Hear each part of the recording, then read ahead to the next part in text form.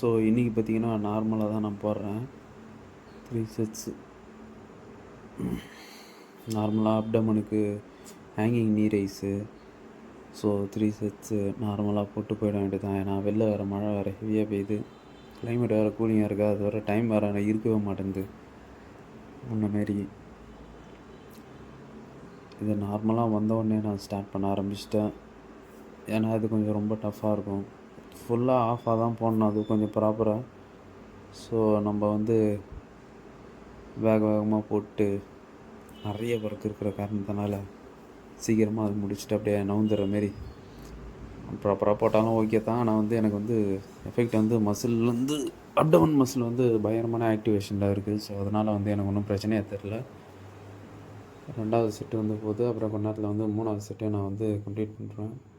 Complete பண்ணதுக்கப்புறம் தான்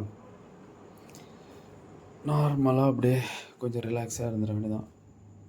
அந்த ஒவ்வொரு இதுவும் வந்து பிரேக் விட்டேன், அதனால் வந்து அந்தமாரி இருக்கும். சரி, நான் பிரேக் விடாமல் இதெல்லாம் போடவே முடியாது. ஸோ அதனால தான்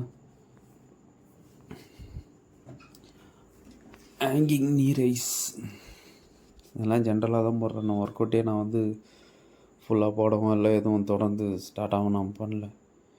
நெக்ஸ்ட்டு வந்து காஃப் ரைஸ். இதுவும் பார்த்திங்கன்னா 5 kgயில் வந்து நார்மலாக 3 செட்டு தான் போடுது. ஏன்னா வந்து அந்த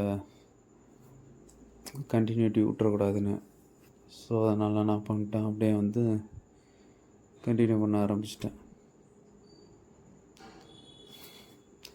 ஸோ அன்றைக்கி படுதே உடம்பு கைகாலெலாம் மறுநாள் வலிக்க ஆரம்பிச்சிச்சு. ஸோ அதனால் என்ன பண்ண முடியல, என்னால் ஜிம்முக்கு வர முடியவில்லை.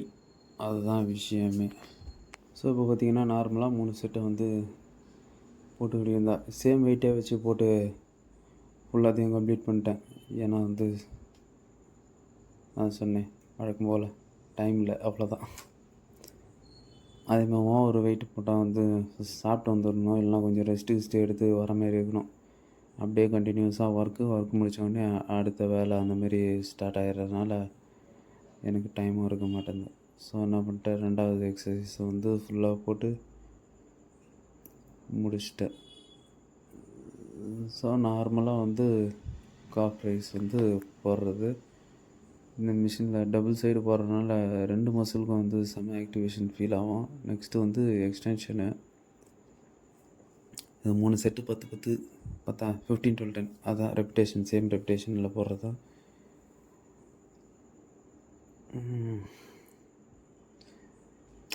3 நாளைக்கு ஒரு முறை லெகுக்கு எதனா ஒரு எக்ஸசைஸும், அப்படியே அப்டமனுக்கும் எதனா ஒரு எக்ஸசைஸ், காஃப் ரைஸுக்கும் அதேமாதிரி எதனா ஒன்று போட்டுருவேன். ரொம்ப பெரிய லெவலில் போடலனா கூட பரவாயில்ல, சின்ன வெயிட்டை வச்சு இன்க்ரீஸ் பண்ணிக்கிட்டே இருந்துட வேண்டியதான். ஏன்னா அது இந்த மாதிரி மசிலை நீங்கள் பில்ட் பண்ணோன்னா ஒன்று நல்ல ஆக்டிவிட்டியான கேம்ஸில் எதனா நீங்கள் விளாட்ற மாதிரி இருக்கணும். அப்படி இல்லைன்னா அதான் ரன்னிங், இல்லைனா ஓவராக வெயிட் ரைடிங் பண்ணுற மாதிரி இருக்கும். இது வந்து பார்த்திங்கன்னா நார்மலாக சீட்டில் உக்காஞ்சி எக்ஸ்டென்ஷன் பண்ணும்போது அந்த 2 இடத்துக்கு உண்டான மசிலுக்கு உண்டான ஆக்டிவேஷனும் தெரியும். ஸோ மசில் வந்து அந்த கண்டினியூஸனாக ஆக்டிவேஷனில் இருக்கிறனால என்ன பண்ண முடியும், அந்த வாக் பண்ணுறது அந்த இது வந்து நான் வெயிட் ட்ரைனிங்கில் வந்து போட்டு அதை வந்து பேலன்ஸ் பண்ணிக்கிறேன். செகண்ட் செட்டு அந்த மாதிரி தான் நான் போடுறேன். ஸோ இன்னும் கொஞ்ச நேரத்தில் செகண்ட் செட்டு, அப்புறம் 3rd செட்டு, அப்புறம் ஸ்டாண்டிங் காஃப் ரைஸ் ஒன்று போடுவேன் வித்தவுட்டு வெயிட்ஸில். ஜஸ்ட் அது ஒரு வார்ம் டவுன் செட்டு மாரி. அதுவே நல்லா வந்து எஃபெக்டாக தான் இருக்கும். நார்மலாக ஒரு கொஞ்சம் மேலே ஏதோ ஒரு பேடு மேலே நின்றுட்டு அதுக்கப்புறம் காஃப் ரைஸ் போடுற மாதிரி இருக்கும். இது வந்து எக்ஸ்டென்ஷன் நார்மலாக போட்டுட்டு அதை முடிச்சதுக்கப்புறமா நான் ஒர்க் அவுட் போட்டேன், அதெல்லாம் வீடியோ எடுக்கலை.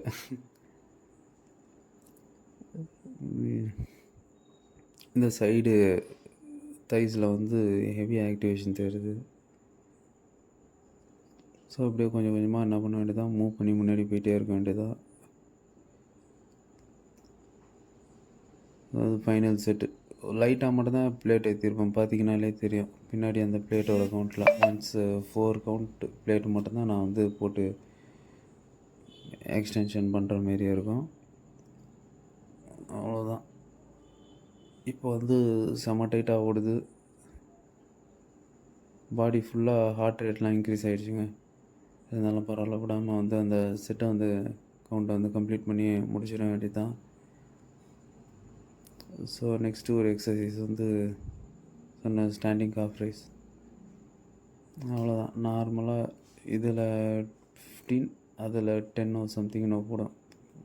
ஏன்னா சீட்டிங் காஃப் ரைஸில் போட்டதுனாலே வந்து லெக் வந்து ஹெவியான பெயினில் இருக்குது அந்த காஃப் மசில். ஸோ அதனால் வந்து இதில் வந்து நார்மலாக ஆல்டர்னேட்டிவாக வித்தவுட்டு கிம்பிள்ஸு மேலே எதுவும் வெயிட் வைக்கல, ஓன் பாடி வெயிட்டை வச்சு ஜஸ்ட்டு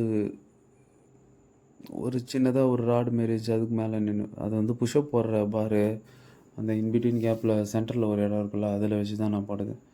ஸோ இன்னொரு வீடியோவில் நான் உங்களை வந்து